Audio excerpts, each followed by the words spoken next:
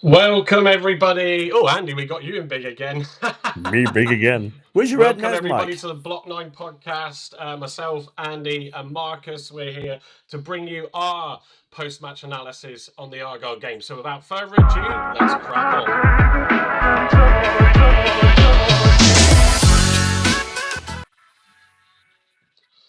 So, everybody, wow, positive vibes tonight. Yes, after an incredible just turn of events yesterday. What a feeling. Are we believing in Phelan? That's what it's about. Is he the one that made the difference? Were there issues with Shuttleworth going on in the background that led to his departure for personal reasons? I mean, Andy, let's just get straight into it. It was just one of those where it was like, what are we watching here? This is a different Argyle. Did they feel the under 18s by any chance? Because that was some performance, I mean, what a difference in two games, isn't it? I think we played well first half for long periods against Swansea, but it was totally different against Sheffield United, wasn't it? They were up and at 'em a little bit, weren't they? And playing some attacking football, which is what we're getting used to again. We want to get used to again. Yeah, brilliant. Yeah, it was Marcus. It was definitely, sort of not the Argyle squad that we've been used to recently. We're putting in really lackluster performances at home. Not trying to attack in any way. Heads dropping after conceding multiple goals as well. So it was not. Yeah, we did lose in the end. We still lost, but Marcus, it was good to come away thinking there's light at the end of the tunnel. Well, that's the first time I've seen us lose, basically, and we're all cheerful because that's probably the best performance we've played all season regarding all the players we got out. I didn't see that performance coming. I saw a 5-6-0 defeat, to be honest with you. Yeah, I think. And Well, I when think everybody was, weren't they? There was a few people, tweeting about the fact that they were putting on bids to lose 7-0, etc., and didn't come off, did it? no, how many people was be honest and say once they scored the first goal, we thought the floodgates were going to open, but it didn't happen, and we really should No. have come away with a point. Yeah, and I think that was another, sort of point to take away from that is when the goal went in, which was off the back of a needless corner to give away from Souks, to be fair. But it is what it is. You're always going to play it safe, and it was a wonder strike. We'll come on to more details about that. But first of all, everybody, welcome to what we bring you as our Argyle discussions, post-match previews where we can, and anytime we feel we can get together. We are the Block 9 podcast. We originally started off on TikTok, and we're on there for about 20 plus games, and we then decided to come and bring it across through a streaming platform that allows us to go out to our YouTube channel, my X account, and also our Facebook channel, and we hope to grow this. So welcome to those that are joining us tonight. So we try and bring a little bit of a difference. It's just our views as well, like anybody else that does one of these shows. We'll try and bring some graphics into it, and without further ado, I shall start to go into that. I haven't put myself though on the starting slide, which is believing in Phelan. Is that what it's about? Is that what we can now look forward to going forward? It's early days, and but that was a significant shift yesterday. So in our post-match analysis tonight, a significant improvement. And why is that? The best away performance, is that since West Brom, was a notable one, really strong one. It feels like a long time ago now. Our strongest back four, is that what we saw on show yesterday? No further injuries in that back line, and that seemed to prove a big difference. Al Haj, Rooney said he's a flair player. But I suppose when you start playing football properly and moving it around, players like that can come into the game. Substitutions, I was saying on the chat yesterday, I'm not sure whether or not we need them just yet because we were playing so well, and that seemed to unsettle us and unbalance us when they happened. We'll come on to that. Possession, 63% possession against the league leaders, which is just crazy. Yes, like we said, we still lost though, but lots to take onto that, and also look at the Borough game coming on Saturday, and also the next few games that we've got coming up, where if we can continue like this, there should be some good points. Guys, you've got the comment section where you can put some comments into the chat. Please do, and we'll bring those up and bring you into the conversation.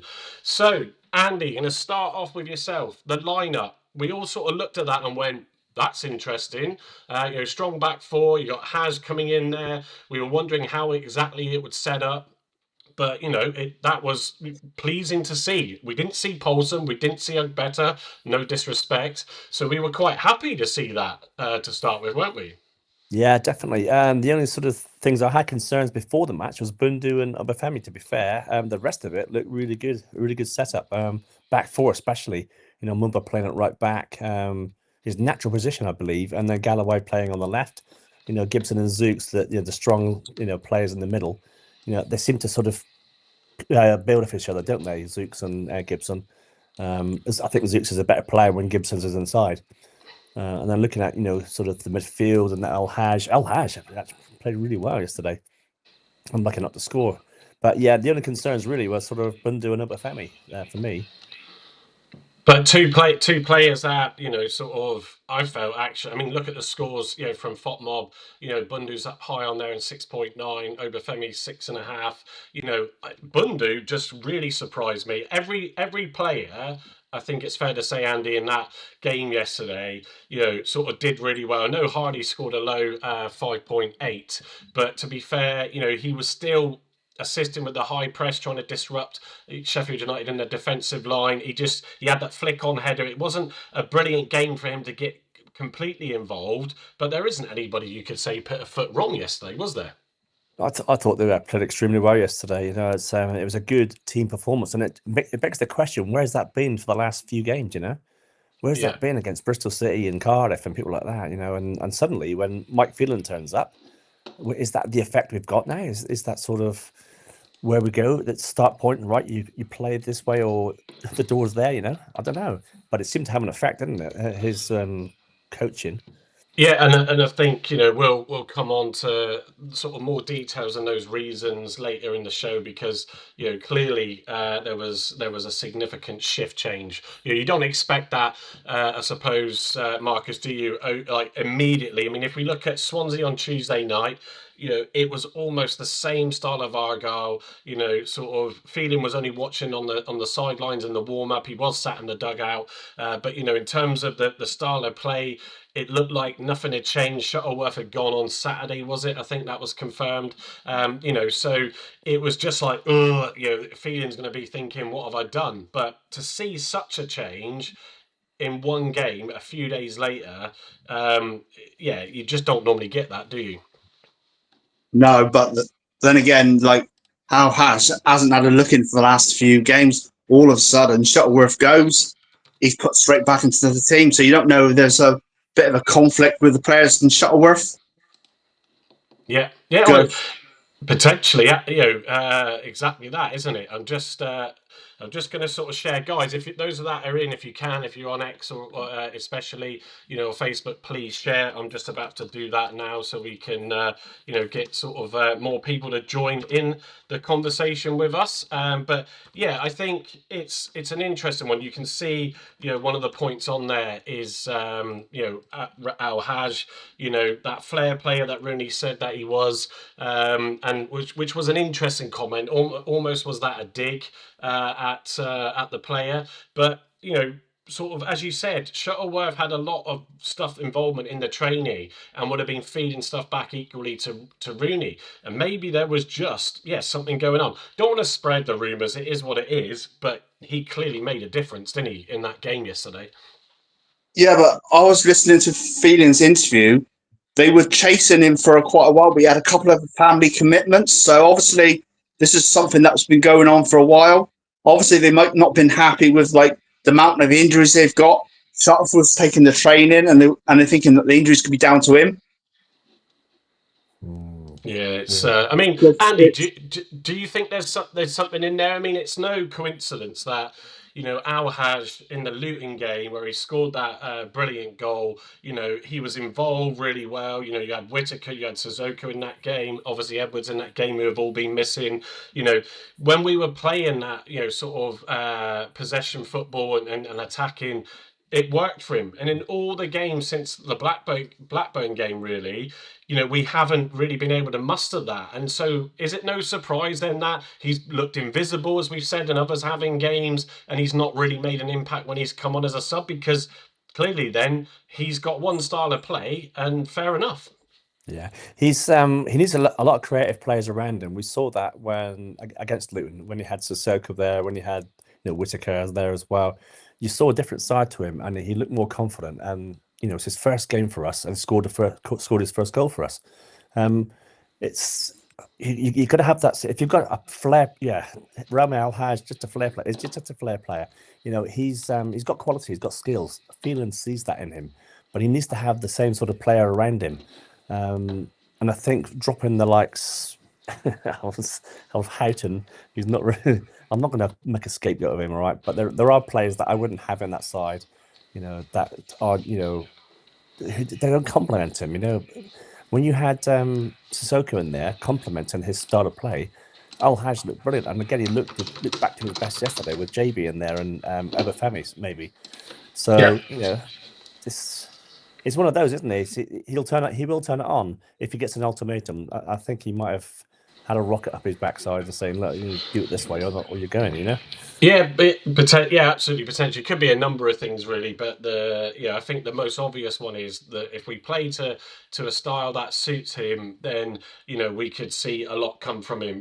And those glimpses were there in that Luton game, and I think yesterday it showed that. I especially enjoyed it when we had a counter attack, and he was driving through midfield after Randall, say JB picked up the ball, and he was able then to pass the ball out to either Obafemi or Bundu. Yeah. He had time to look and see what was going on, and then of course he had that.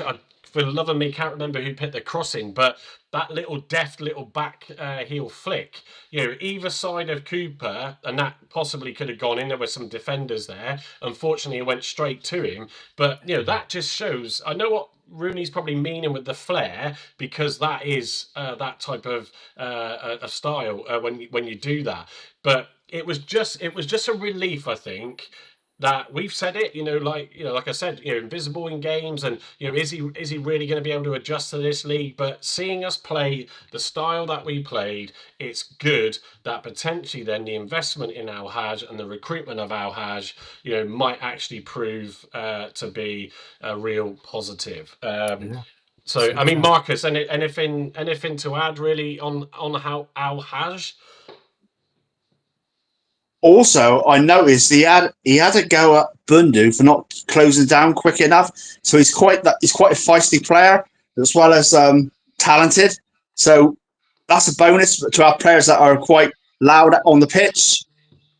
So I think most of us jumped the gun saying we spent over €1 million, waste the money. But I think he's one hell of a player we got on our hands. Yeah, well, we now know. Go on, mate. We play some great strengths. Yeah, I think that's just it, isn't it? We're all concerned about the current situation. We as a pod have supported the Rooney side, and certainly, with a decision on Mike Phelan coming in, we never know what's going to happen. We decided to stay away from doing a post match on Swansea, to be fair, because the Argyle Lives boys did a good one. Pod for Pilgrims did theirs, and I just felt there was a lot of negativity. It was horrendous walking away from that game thinking, oh my Lord, this is really, really not good. And I know a lot of people were calling for the change.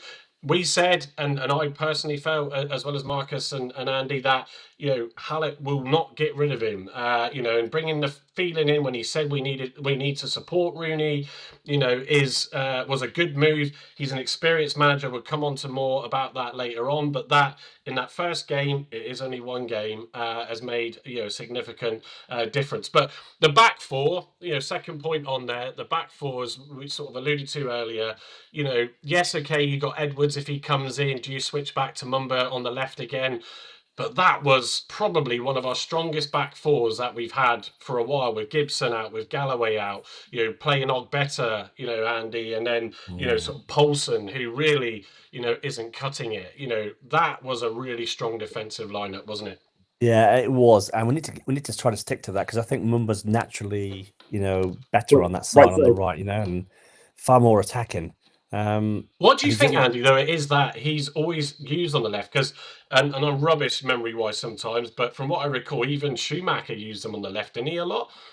Yeah, he did. I just think that he had the option of Joe Edwards on the other side, didn't they, on the right? And of course, Joe Edwards is not out, is not playing for until January now, so he has to have his options ready. And I think Galloway being out as well, they had to put him there and have Agbate on the other side. That's not through, any sort of. But it's not uncommon for Mumba, is it? To be No, there. it's not.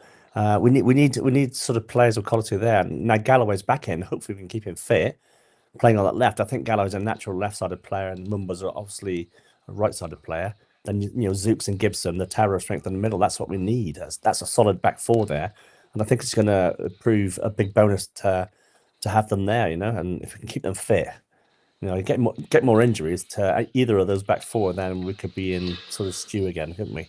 Yeah, I think it's Galloway's the one that's always prone, isn't it?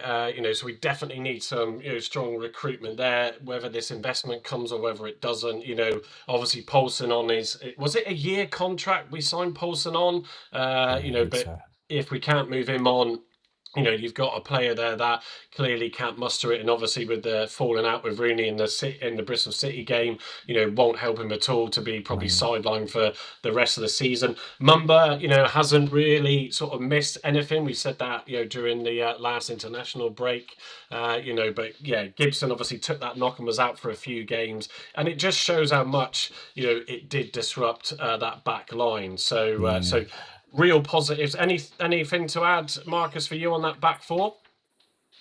I think the back four is good. I think you got to. I'm not too sure about playing Galloway twice a week because you got to manage him good. Because I think that's what we did with Edwards. We were playing a 34-year-old 2 or 3 times a week, which that's how we broke down. So you need to manage these players. So I'll play Galloway in important games at home. Yeah, because I don't think I just wonder, Mike. Sorry, I just wonder whether bringing Saxon Early back is a bold move. We don't know much of what he's done at Lincoln, if anything. But he's an extra body there who can play left back. Should Galloway sort of be injured, I'm not sure he's got the quality. But there must be something about it if they're calling them back. I think there was rumour of him coming back, wasn't there? They're monitoring it very closely, aren't they? Which I think we've got to, because the reality is we're still susceptible, as we just said. If the likes of Galloway, Gibson, or worst case, Zooks and Mumba suddenly pick up some injuries. So, it's always a difficult one, and that's a disadvantage with our squad. Certainly, JB then Randall, sitting in front of the back four. Randall was very commanding. He's got the highest. Gibson got the highest score, beat him by 0.4, 7.4 there. He was dominant again, and just actually picking up on your point, Marcus, about Haj having a go at Bundu, and I did see Bundu. Because he does this in games, he starts wherever he tires, gets a bit leg heavy, he becomes a little bit sloppy and lazy. But I think everybody really wanted to fight to get something out of this game, and I think that was so telling. But yeah, I mean Marcus Randall again, he's just reliable, Mr. Reliable like Edwards. He's good when he's fully fit, isn't he? I think it's all looking good, especially with the players coming back. That defeat is giving us a lot of confidence, and it's going to look good for January. It's gonna. It's certainly. I mean, you can't see. I mean, even JB, to be fair, I feel is still being brilliant in most games, and had a couple of moments yesterday. But most of the players sort of did to a degree. They're also focused on trying to get a result out of that. But even these players coming back in, the next few games leading up to January, and we don't know when this January window, these return of injuries in January are going to come. We know Whitaker's mid-Jan, but is Sissoko, Edwards, Tajani early? I've heard that Sissoko and Tajani's treatments have gone really well, so they could come back in early. But if Andy, we do have a good run over the next few games, because there are some strong winnable ones in there. It's going to really sort of mix it up for January when those players do come back, isn't it? Yeah, definitely. Yeah, you got to go to Oxford. We've got Bristol City coming down. We've got Middlesbrough on Saturday. That'd be a tough game for us, Middlesbrough. They're in decent form at the minute, even. So we just got to sort of keep our heads really. If we can get points away at Oxford, that'd be great. I noticed they just sacked the manager today. After a poor result yesterday, 3-1. I think they lost 3-1 yesterday, didn't they? So they sacked the manager. So that's gonna a new manager going in there, maybe changing that around for them there. I don't know, but Well, it'll be it'll take a interesting while. who. A lot on that note, a lot of people are thinking, is that the right one for Schumacher? Bolton more so being suggested for him. So yeah, it could imagine that Schumacher gets appointed, then within a couple of games, he's straight into play against us. Yeah. So we have got some important games coming up, and we've just got to go out and try our very best. And if we sort of play against some of the teams around us the way we played against Sheffield United yesterday, then I think we've got a good chance of getting points, even away from home. Absolutely. Just finishing off on a few more points in here. Obafemi, he's not been brilliant. I mean, there's a lot of players that haven't been brilliant in the recent games. He's had a lot of heavy touches. He hasn't really sort of created much. But yesterday, he was an absolute terror for the defence. And actually, with Hardy, they were going forward and creating the high press, which is normally, what has been causing us problems with opposition, certainly, at home. So it was good to see that. And actually, in fairness to Obafemi, he led up to the chance that was created for JB's horrific miss, but he chased down, I think it was Galloway that was on the defender, but Obafemi came from nowhere, sprinting in, nicked the ball off him, clicked his heels, whatever. Galloway picked up the scraps, drove it into the box, and yes, we know what happened there. JB missed an absolute, and he could have probably touched it, trapped it, and had time to still place it. A massive turning point in the game because it was 1-0 at that stage. But yeah, for me, I just felt Obafemi, did what he's good at with his strength, his pace, and feeding, sort of that those balls off Al Haj, etc. He was just a menace for them, if anything, and that really did unsettle them. I felt.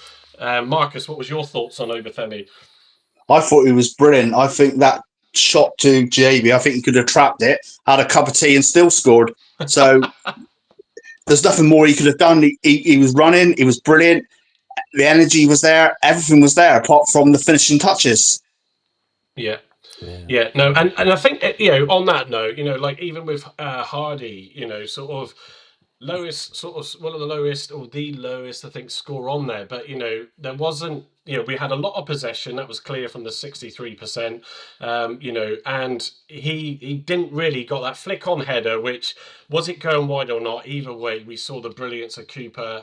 To sort of palm that one away. Quick reflexes there.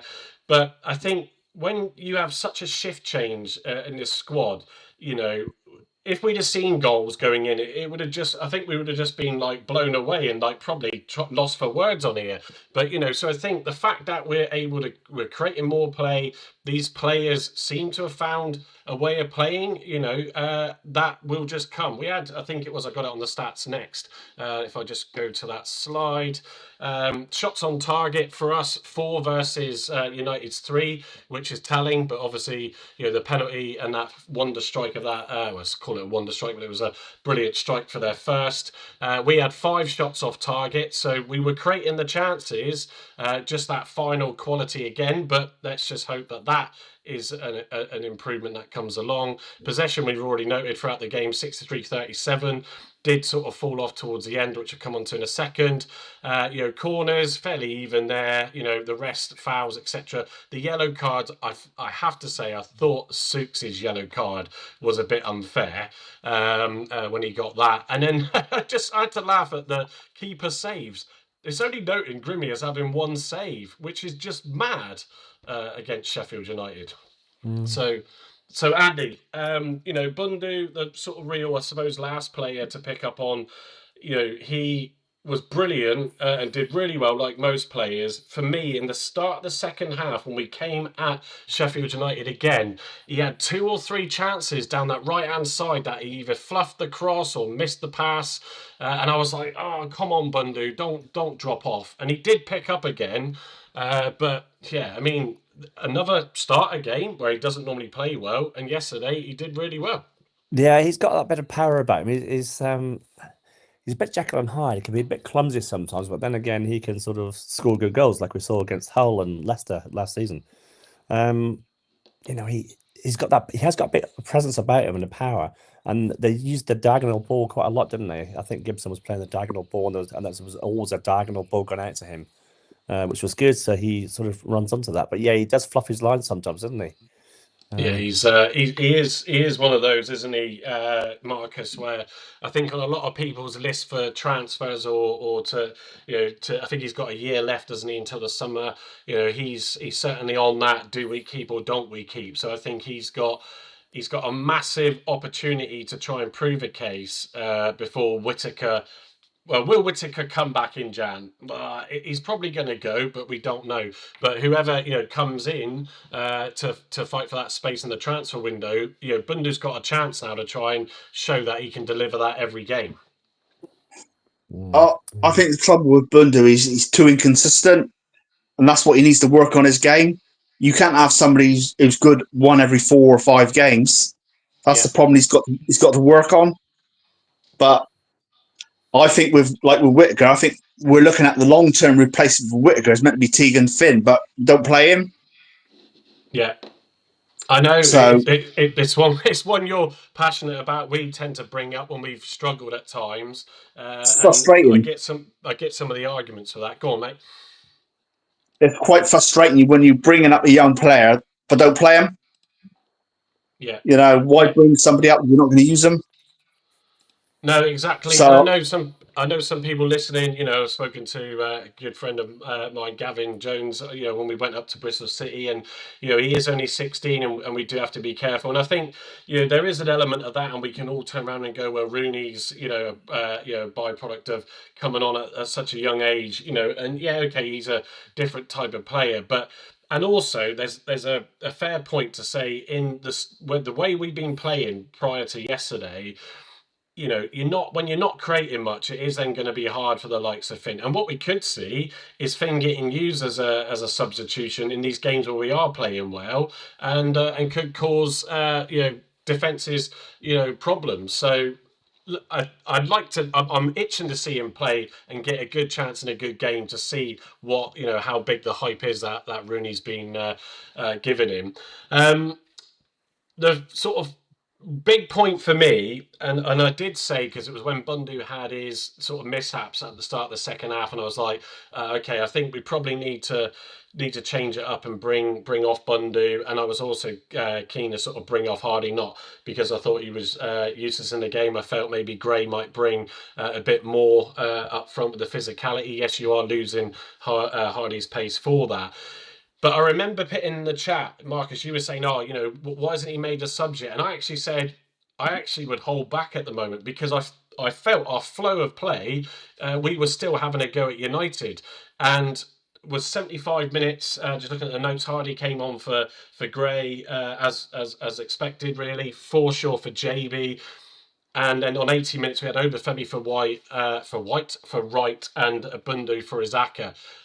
But I'm an advocate of Forshaw. He's not the best, but he's useless. Sorry, mate. And I know people always call me his doppelganger, but as a sub, he just doesn't cut it when he comes on as a sub. When he starts, I'll say, in my opinion, he's far better when he starts. But he literally caused us problems, and it actually ruined our flow, Andy, didn't it, yesterday when he came on? Yeah, he didn't. He just couldn't get to the pace of the game. It was quite a fast-flowing game, and Argyle was sort of trying to get them an equaliser. Trying to go out and get a goal, and he just didn't keep to the pace of the game, and he's chasing back and not really giving much influence. I would have almost kept. Who's he come on for? He came on for. Is it Bundu? Who's that? Sorry.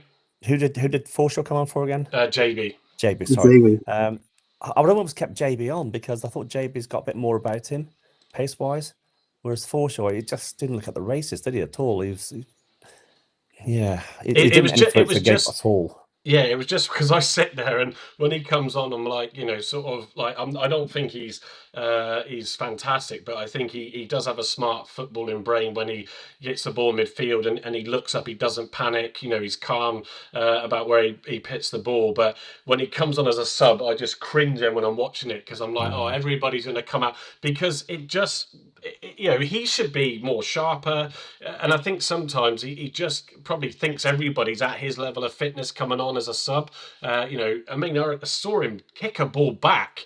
I don't know if it was meant to go to Randall or Gibson, but it was a horrendous pass back, and you're like, he didn't even look, but you're like, we should be going forward. And I think then when Wright and Izaka came on, they didn't really get into the game, did they? We sort of, obviously we'd gone 2-0 down with a penalty not long after, Forshaw, and Gray came on, but it was just one of those where you're just like, that really unbalanced us in that second half. So Yeah. I I want think to persevere for another 10 minutes or so before making a sub, I felt it was going that well that I did Yeah. think Gray would make a difference. So I just still brought Gray on for Hardy, but I felt that we were sort of playing it really nicely. And Sheffield United, bearing in mind on earlier on to our subs, they brought on 3 players straight away and then brought on 2 more. And I'm sure I heard someone say that one of the players coming on, either coming on or going off, was they paid 25 million for. And it's just like,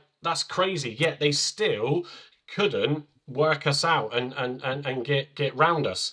Yes, they got obviously the second goal leading from the penalty, but it was just one of those where you just then thought, it was unfortunate, with that. And coming on to the goals, actually, before I forget, this was an interesting one in our WhatsApp group. So the first goal, it was just one of those where if you strike it from there and hit it hard enough, as long as it isn't straight down the keeper's throat, you're probably going to get something from it. Obafemi, Andy turned his back, didn't he? Which was just like, you don't do that. Then I think it was Hardy. I haven't watched it back, to be fair, other than when I was watching it live. It looked like Hardy was in the eye line of Grimshaw as well, and Grimshaw then couldn't get to it. But sort of Carl, who's not with us tonight because he's working Saturday, who normally joins us on here, he felt strongly that Grimshaw could have done better. I'm not sure. He felt Hazard being taller would have got to that. What's your thoughts, Andy, on that one? No, I thought it was a good strike. Again, this is why Obafemi is a better forward than he is a defender, because you do not sort of duck out of those. You don't turn your back on those.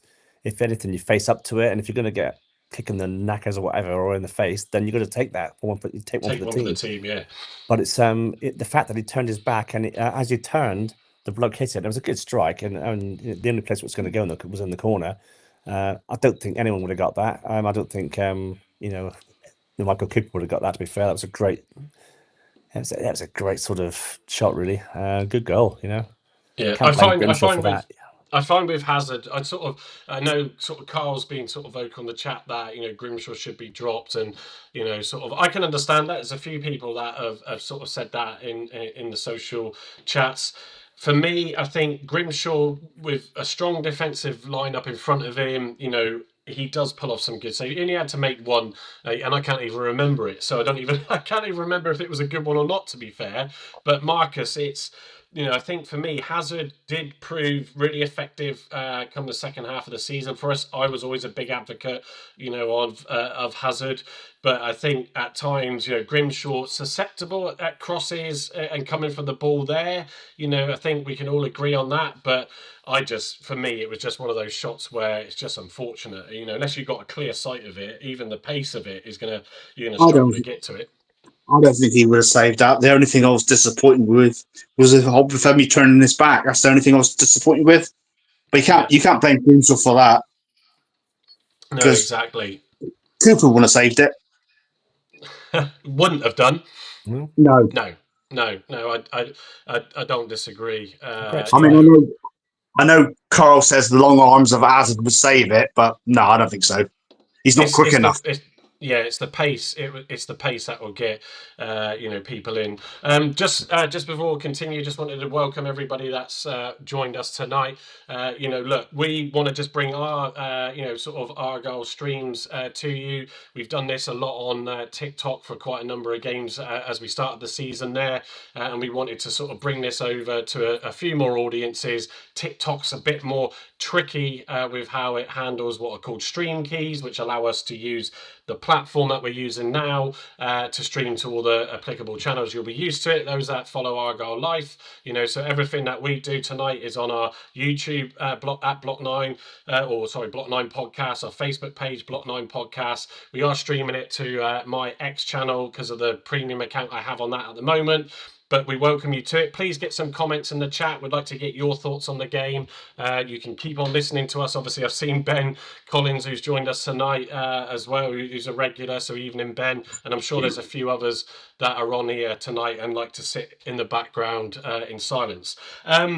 So the second goal, more importantly, the first goal, our heads didn't drop. Yeah, it was frustrating. It was one of those Zooks didn't necessarily need to kick it out or clear it out for a corner. He probably had more time to do something with it. But you're going to win some of those and lose some of those decisions. Play it safe. If in doubt, kick it out. But we didn't. Our heads didn't drop, and we lifted ourselves, and we sort of ended strong as well in that half. So I think that was really, really important. And I think with the recent games, Andy, where we folded, it was good that we just dusted ourselves off and said, no, we're not having it today. We're going to get on with it. Yeah, absolutely. And we gave him a good game. And I thought the penalty itself was, I think it was a penalty, but it was a very soft penalty. I think he was expecting the shot, wasn't he, Galloway? Yeah, he was. And sort of Galloway sort of running at full pelt towards the player, and who was goal side of him, I think. And just, they collided. And, if you collide like that in the box, then the referee's got two choices, yes or no. And he said yes for that time. I thought it was a bit soft, though. But, penalty's a penalty. Good. Again, a good pen. Grimshaw nearly got to it, but with his foot. Yeah, it's one of those where you just I was trying to remember the lead up to the play, and I haven't had the chance today to have my dad down from London, so we were over with my sisters for a Christmas meal. But I don't know if one of you two, was there a mistake in the lead up to that second goal? I keep thinking that Forshaw didn't help us in a lot of that spell when he came on, and caused some pressing play from United when he did mess it up. So was there an error leading up to that, or was it just purely a good bit of play? I think it's more of Marcus, if I listened. Go on, Marcus. I think it was basically a good play. I think it was a decision where the penalty could have gone either way. But one thing I would say with Galloway is, though, when it was 0-0, Galloway was running towards the box. He was taken out by their defender, and it was given as a goal kick. Yeah. So basically, that and another day, that could, if he's going on to goal, that could be a red. Yeah. But he gave it as a goal kick, so I think some of these decisions can go 50-50. Yeah, it is that, isn't it? And like we said, Andy noted, with Galloway, it's just one of those as well where Kiefer Moore pit the ball across, and you probably would expect a shot, and also probably being a bit leg heavy. It's his second sort of game back. He's obviously been out for a while, so it is what it is. But again, Marcus, our heads didn't drop when the second went in either, did it? But we just couldn't really get back those. I think that the substitutions really, certainly Forshaw, sorry Forshaw, but going to pick on you tonight, but it certainly unsettled us, and we just couldn't quite get back into it after that, could we? I'm just looking at the positive things. When we conceded the first, we brushed ourselves down, carried on. We did exactly the same thing with the second.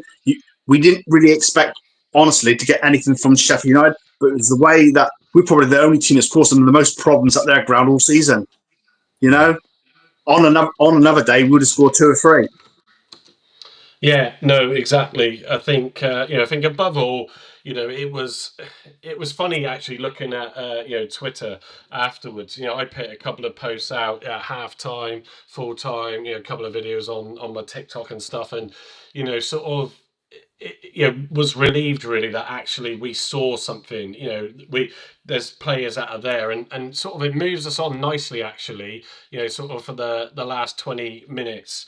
To sort of I put it there. Well, I'm feeling good. A bit like believing in feeling. It's almost like that if you could choose a big question mark in that game, Andy, it was Well, where the hell were those players, over the last since effectively from Leeds onwards? Where were they when, they've been shocking, couldn't make a pass, couldn't get the ball out from the back, which we managed to do really well yesterday. We were moving it and passing it and making runs, creating space, creating counters, creating shots on goal.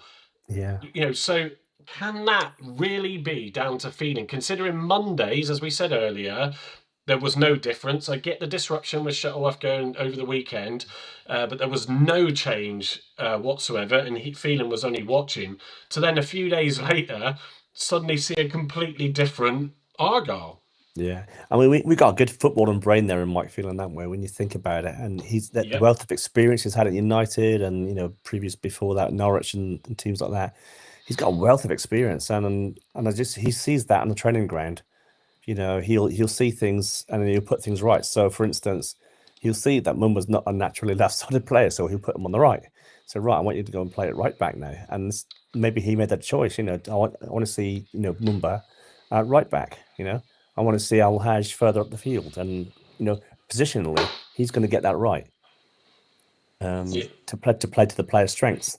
And he's probably gone along and talked to the players and say, where are your strengths? Show me your strengths. Where do you play normally? Where are your strengths?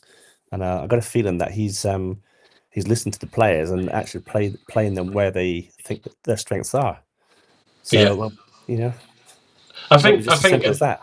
Yeah, and I think Marcus, sort of I picked that clip up from Argyle, the quote from him, if you are selected to play for Argyle, then bring it on, absolutely. Bring it out there, take it out there, and don't fear that. And obviously in the press conference, I don't have the subscription to Argyle TV, but I know obviously Marcus Cole, you both fed that back, and I've seen the other clips of that. And he was saying about it being, having that positive mindset, the confidence going into the game. We've all said it after each match, but you sort of think, Marcus, like, did Shuttleworth really not deal with that? Did Rooney not deal with that? And above all else, for me, I think the biggest thing here is Rooney is still a young, developing coach. He's been fortunate because of who he is, that he's started off in the Championship with Derby, obviously then in the States, and then back here with Birmingham, then with us. But has he had the right mentor? And is that the difference? The experience that Phelan brings to sort of help him think things through, make the right calls, mix things up a little bit, and above all else, bring confidence to the players and to Rooney to get the best out of them. Because for me, that could be a masterstroke of a decision from the board to support him and appoint Phelan in that way. I mean, to be honest with you, I was quite for Rooney's in July or June when he started, but I always thought that he should take Phelan with him. That's the proper combination. This is about 5 months later than it should have been. But when he was at Birmingham, he didn't have no experience. He had Shuttleworth up there. Shuttleworth ain't got no experience. There's obviously something Shuttleworth is doing that's creating negativity, because that team is a totally different team. Yeah, we'll never sort of necessarily truly know, and I'm sure the Argyle Life boys, when they're up at 8, will start digesting it a bit more as well. But I think, look, it's one game, and I do want to sort of point that out. But the substantial shift change, I think, is good. And yes, he may well have sat down with Rooney. He may well have sat down with the players. He would have possibly been watching and doing some research, prior to coming down, just because that's probably the way he works, and obviously is a big fan of Rooney, having helped him throughout his career. But, I think just having that, that real experience to deal with the situations in this league, and, and it caused United problems. I've got a blank now in my head, the Sheffield United manager, someone help me out. But, Wilder. Thank you. He made some significant changes. Sheffield United were not poor yesterday. Argyle just completely outthought them, and they weren't expecting it. They've got such a deep, rich squad. I had some comments on my TikTok video at the end, which I haven't heard since the likes of West Brom and Burnley, where people were saying, you're the best team we've seen at home all season. And I'm like, God, I've missed that comment from the away fans. So it was just great to see. Whatever it might be, all the negativity, we want to see a big improvement, obviously, and I'll come on to the next slide of the games we've got next. Whatever it was with Shuttleworth, the good, bad, or ugly, or nothing at all, and he just needed to go. But whatever happened opened up the door for Phelan to come in. The board feeling maybe that they needed to bring that person in. Did Rooney want him at the start, like you said, Marcus? We don't know. We might find out in due course, when the TV show comes out at the end of the season, if he's still here. But But in I'm sticking with him. But in the interview, Phelan said Rooney was trying to talk to him coming down for a while, so it wasn't just a new thing. Gotcha. So So he may have been watching a lot of what was going on then. Yeah, and studying. So this is Shuttleworth just didn't come out of the blue. Yeah. Yeah, and it's also, it will bring a big salary, with Phelan coming down. People aren't just doing it for the love, and I think it's, Shuttleworth going and releases some funds. I think the board would have had a lot of, thoughts with, Hallett coming over. He is a non-exec, so he doesn't get involved in the day-to-day, but of course he would have been hurting. Anybody, as we said at the time, that's stupid enough to think that he doesn't care, or was trying to do right for the club, then you shouldn't really be supporting the club. But effectively, it brings then on to, I suppose, this next question. We've been supporters of Rooney. It was testing on Tuesday. Actually, Andy was really sort of sticking positive, driving the positive message. I'm normally one of the most positive as well. I think Carl was giving up, and hopefully Carl doesn't mind me saying that, but he was struggling with it. Marcus, what were you really thinking on after that game on Tuesday? Were you were sort of, I think, with Carl to a degree, weren't you?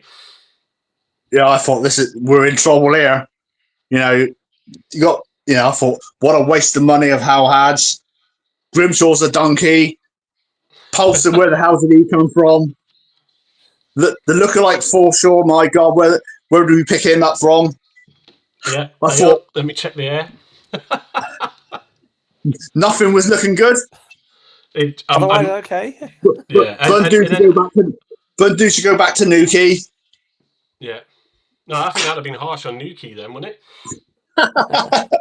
So none of it was all negativity. All of a sudden, in one game, everything looks all rosy. Yeah, and I think Andy, I pointed it out throughout the show. It's you got to remember it is one game, but you sort of to see the significant shift. The biggest thing for me, which I was hoping we would have seen if we'd have played Oxford at home, which was out of that, or Swansea was going to be the easier of the two games for sure. Were the players still with Rooney? And that yesterday 100% proved that, for me. But it is just that one game, and I think, Andy, moving on to this next round of games, on the final slide here, I like to put the graphics up, guys, and when we do score next, I do have video highlights of the goals to bring you, so that's where we want to just bring our bit of difference to the table. Before I go, Gavin's just jumped in. Hang on, let me just show his quite long comment there. Evening, Gav. Wayne will listen to Mike Phelan, old head, calm, seen most things. He will be the voice of reason, I love that saying, around selection, and will be the anti-sponsor to turn over players game to game. Great signing. And I think, that does say it all. That experience for a young, developing coach like Rooney, who's been fortunate, like I said, to get some big clubs because of who he is. Let's hope that it does work out, because I know there'll be a lot of you out there still that'll be wanting him gone. I've seen that in some of the comments still. I get that, yeah? Everybody can have their opinion. But, the one thing we don't want to be is a club that sacks people and we turn into a Stoke, So let's get behind the situation and these next few games, Andy, coming back to it. Middlesbrough on Saturday. Can we carry that momentum into that game? Out of all of them, that's probably the toughest one on there, isn't it? Yeah, I mean that probably Stoke. I mean, maybe even contrary way. I'm not sure, but yeah, Middlesbrough's going to be the toughest one, definitely, of the fixtures there.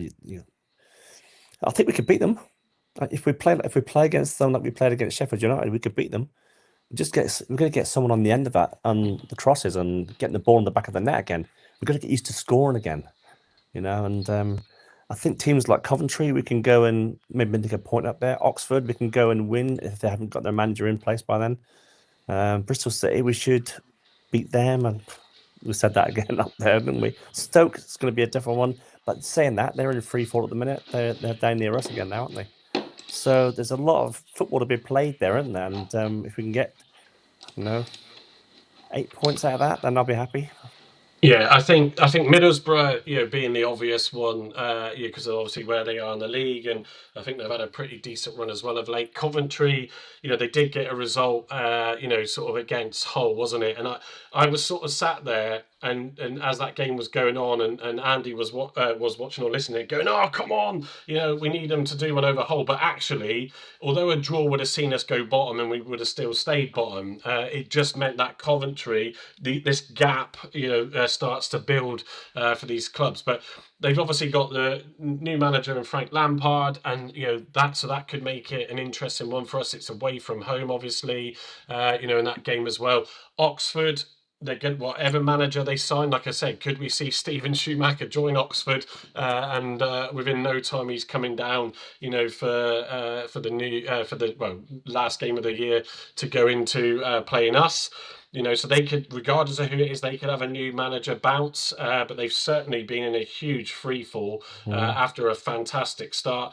And then Bristol City, at home, which if we can carry on with this momentum, we could hopefully turn that around. Gavin, who just commented, has showed that then, we both went to that game with no expectations, like a lot of people on these away games, but it would be great to get them back down here so soon and turn that result around.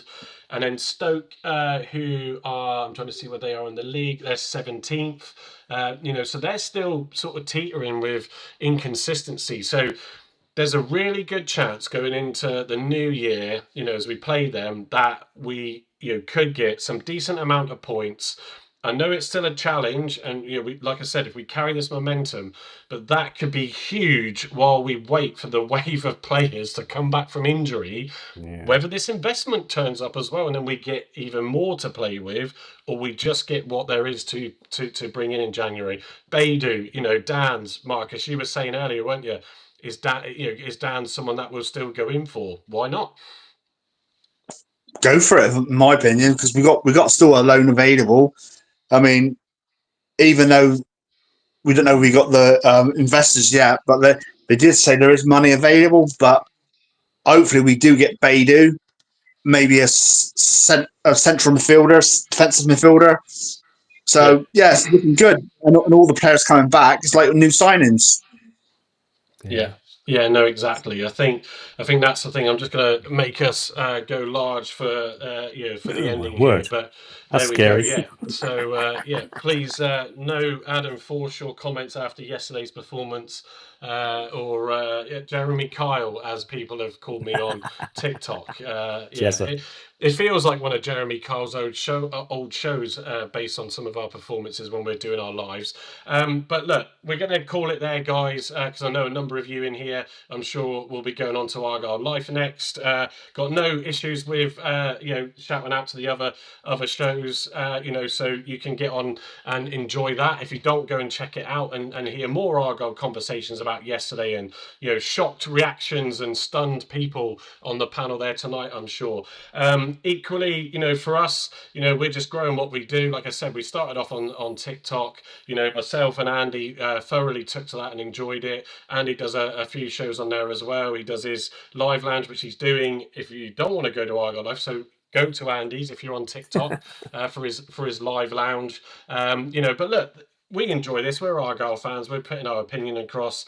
Some of you will agree or disagree, but we all have our opinions at the end of the day, and that's important to remember. It's what you think is right. But we are sticking with Rooney, with the Phelan situation. We want to see that start to bear fruit and really make a difference, because the one thing we want above all else is for our club to be successful. For those of us that remember last time, years before, you don't want to go through those situations of when you drop out, negativity, problems, financial. We certainly don't have that right now. So look, go and follow us. Like I said, it's at Block 9 Podcast on YouTube, on the Facebook page, on our X channel. You got myself as a Crazy Pilgrim across all those relevant channels. Andy, you're obviously active on TikTok as the Grumpy Loyal there. Is also on Twitter as that. Marcus joined us very early on when we did these, so we brought him into the fold. Marcus doesn't do his own streams, but he goes and annoys Andy in his TikToks. He's doing a sing song tonight. Stop all this singing nonsense. He's doing a sing song tonight, mate. It's going to so if you want to sing along karaoke, join Andy's Live Lounge on TikTok. Like I said, Carl Barnard, who would join us, he works shifts, so it's not always possible, but it'll be great to get him back in soon. And Harvey England, who does every away game and vlogs brilliantly on YouTube. At some stage, when his shifts work for him, we'll also have him on. Like I said, we want to bring you some different content, some styles with like our presentations, videos. We'll bring you our style, which we hope that you like and you see different enough to watch not just us but all the others that you do as well. And if you don't, I have to give a shout out to the Pod for Pilgrims. They don't ever do lives, but I absolutely thoroughly enjoy the knowledge and the discussions that those guys bring after the games as well. So there's so much Argyle content for you to enjoy, but we fully appreciate those that have joined us tonight. Go off and enjoy the rest of your evening, however you do that. And then we'll see you after the Borough game. And fingers crossed, we continue that momentum. Andy, Marcus, thank you for the company tonight. Thanks, gentlemen. Everybody, we shall catch you soon. See you later. Take care.